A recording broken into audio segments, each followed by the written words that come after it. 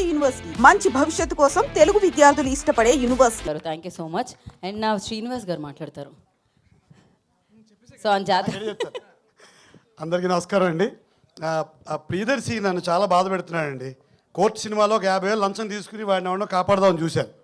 ఈ లోపల ఈయన వచ్చి ఆయన్ని కాపాడేసి నా 50,000 మళ్ళీ మంగపతి తీసేసుకుని అది కోర్టులో చూపిస్తారు అనుకుంటున్నాను. 50,000 లంచం ఇస్తారు మెట్లు దిగుతుంటే. వాడికి ఏదో హ్యాండ్ ఇచ్చాను, ఈయన వచ్చి వాడిని కాపాడి నా 50,000 పోయేటట్టు చేశాడు. ఇదే సినిమాలో మళ్ళీ నా కొడుకండి, నేను పినాకపాణి, ఆయన సారంగపాణి.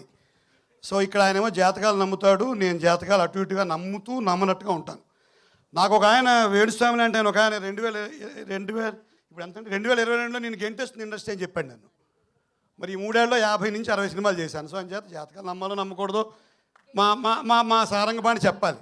ఆయనేమో చేతి రేఖల్లో జీవితం ఉందంటాడు, నేను చేతల్లో ఉందంటాడు. అదంతా యుద్ధం అంతా లాస్ట్ దాకా తెలుస్తుంది. సో సారంగపాణి జాతకంలో నాకు హీరో తండ్రి పాత్ర ఇచ్చి నాకు ఒక ఎలివేషన్ ఇచ్చిన ఎందుకంటే మోహన్ కృష్ణ గారికి నేను సర్వదా కృతజ్ఞుండి. ఎప్పుడూ ఒకటే మాట చెప్తాను సార్, దర్శకుడి యొక్క వ్యక్తిత్వం సంస్కారమే సినిమా, ఆయన పెరిగిన విధానమే సినిమా, ఆయన చూసిన జీవితమే సినిమా. మనం శీతాకాలంలో మంచి ముంగిళ్లలో ముగ్గులు పెడుతున్న ఆడపిల్లలు ఎంత బాగుంటారు, వేసవకాలంలో వచ్చే మామిడి పళ్ళు గుత్తులు ఎంత బాగుంటాయి, వర్షాకాలంలో ఇంద్రధనస్సు ఎంత బాగుంటుంది, మలయమారుతం అంటే దక్షిణపు గాలి, మళ్ళీ సాహిత్యం చదివాడు వీడికి ఎక్కువ పొగరు అనుకోకుండా మలయమారుతం అంటే దక్షిణపు గాలి చాలా గొప్పగా వీస్తుంది. అలాంటి సినిమాలు తీసే మనిషి మా ఇంద్రగంటి గారు. అది మలయమారుతం రాగం కూడా ఉంది, బట్ నేను గాలి ఎంపు చెప్పాను. మలయమారుతం అంటే అటువంటి దక్షిణపు గాలి లాంటి సినిమాలు తీసే ఎందుకంటే మోహన్ కృష్ణ గారు అలాంటి సంస్కారవంతుడి యొక్క సినిమాలను హిట్ చేస్తే ఈ జాతి 10 కాలాల పాటు గెలిపించదగ్గ సినిమాలు వస్తాయని నేను మనస్ఫూర్తిగా నమ్ముతున్నాను. ఎప్పుడు చెప్పే మాట ఒకసారి చెప్పండి కొట్టండి బాబు, గట్టిగా చెప్పుకున్నాను మా గురుగారు. బలవంతం కాదు సార్ నేను చెప్పేదే. ఎప్పుడు అంటే చిన్న విమర్శ ఉన్నా కూడా ఎప్పుడు తెగిపడుతున్న తలకాయలు, ఊడిపడుతున్న కనుగుడ్లు, ప్రవహిస్తున్న రక్తపాతం నుంచి తెలుగు సినిమాని కాస్త నవ్వుల వైపు మళ్ళించే ఒక చిన్న మాంత్రికుడు మా ఇంద్రగంటి మోహన్ కృష్ణ గారు. సో అభినవ్ జంధ్యాల ఆయన, వారి సినిమా 10 కాలాల పాటు ఆడాలి, హిట్ అవ్వాలి. తెలుగు మాటలు, తెలుగు భాష అంటే ఇక్కడ చిన్న ఎప్పుడు తెలుగు నటులతో తీసిన సినిమా అన్నారు ఈయన. నేను ఎవరిని పేర్లు చెప్పను కానీ మొన్న మధ్య ఒక పరభాష నటుడు నేను ఒక సీన్ చేస్తున్నాం. ఒకే సీన్ అది. ఫస్ట్ నేను మాట్లాడతాను, తర్వాత ఆయన మాట్లాడాలి. నేనేం చెప్తానంటే ఇది విమర్శ కాదు సార్, ఒక తెలుగు భాష గురించి చెప్పుకుంటున్నాను. మా అన్నయ్య గారు ఈరోజు పద్మశ్రీ అవార్డు పొందుతున్నందుకు నాకు చాలా ఆనందంగా ఉంది. ఆయన చేసిన సేవల్ని భారత ప్రభుత్వం గుర్తించింది. తర్వాత ఆయన చెప్తారు డైలాగ్, మనము ఒక విత్తు నాటితే నెలకి ఏమీ రాదు, 2 నెలలకి ఏమీ రాదు, ఏడాదికి వస్తుందని ఆయన ఒక బోర్డు పెట్టి చదివించారు.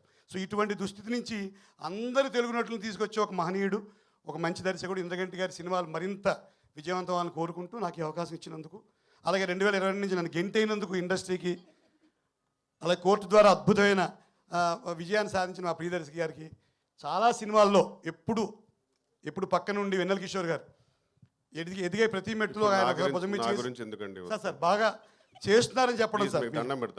అదేం చెప్పట్లేదు సార్, భయం వేస్తుంది. ఎందుకు సార్? వద్దండి సార్, ఏం లేదు. వెన్నెల కిషోర్ గారితో ప్రతిసారి ఇండస్ట్రీ నెట్టేస్తారంటారు. ఫస్ట్ మీరు ఇండస్ట్రీ అంతా నెట్టేసిన తర్వాత మీరు వెళ్తారు. చాపడకి వెళ్ళే ఛాన్సే లేదు. 20 సినిమాలు వారితో చేశాను. ప్రతి మెట్టులో ఆయన ఒక భుజం మీద చేసి ఎప్పుడు బాగా చేసిన ఒక ఇది చెప్పడం చాలా ఆనందంగా ఉంటుంది. సో అలాగే మా అమ్మాయి తెలుగు అమ్మాయి, పేరుకి మలయాళం అన్న అనిపించినా కూడా చక్కటి తెలుగు అమ్మాయి. సో మా శివలంక కృష్ణప్రసాద్ గారు, వీరందరికీ కూడా ధన్యవాదాలు తెలియజేసుకుంటూ, హీరో ఫాదర్గా నన్ను ఆవిష్కరించిన ఇంద్రగంటి గారికి ధన్యవాదాలు తెలియజేస్తూ, కేవలం తండ్రి గారికి ఈ మధ్య విలన్ వేషాలు కూడా ఇస్తారు. ఇందాక అడిగారు వెన్నెల కిషోర్ ఆ జుట్టు అది ఏమిటి అలా ఉన్నామని.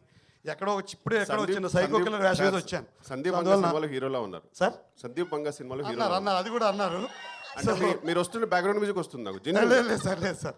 So thank you very much sir. ఇంత మంచిగా అంటే హ్యూమర్ అసైడ్ ఈ సినిమాని విజయవంతం చేయాలని కోరుకుంటూ, తెలుగు భాషలో మరి ఇంత చక్కటి సినిమాలు తీసి ఇంద్రగంటి గారికి మనందరం కూడా చేయూతనిచ్చి వారి ద్వారా మరిన్ని మంచి సినిమాలు తెచ్చుకోవాలని కోరుకుంటూ, మా అబ్బాయి ప్రియదర్శిని కోర్టులాగే ఇంత మరింత అద్భుతమైన విజయం సాధించి ఆయన జాతకమే కాకుండా మాలాంటి వాళ్ళ జాతకాలు కూడా మార్చాలని కోరుకుంటున్నాను.